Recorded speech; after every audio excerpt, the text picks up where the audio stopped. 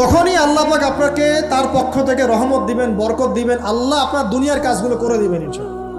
তখন দেখবেন কেউ আপনার দুনিয়ার ওই কাজটা করে দিয়েছে, কেউ ওই কাজটা করে দিয়েছে, কেউ বাসায় খাবার পাঠিয়ে দিয়েছে, আল্লাহ পাকই এগুলো করাই দিবেন ইনশাআল্লাহ।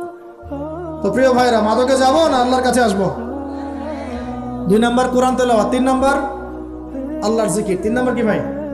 আল্লাহর জিকির। চলতে ফিরতে সব সময় মুখ চলতে থাকবে, মুখ না চললেও মনে মনে মন তাজা থাকবে, মনে মনে জিকির হতে থাকবে। মনে মনে জিকির করতে পারেন? মুখ নড়বে না, কিন্তু মনে মনে আপনার একটা জিকির হতে থাকবে। সুবহানাল্লাহ ওয়া আলহামদুলিল্লাহ লা ইলাহা ইল্লাল্লাহ আল্লাহু আকবার। পারা যাবে?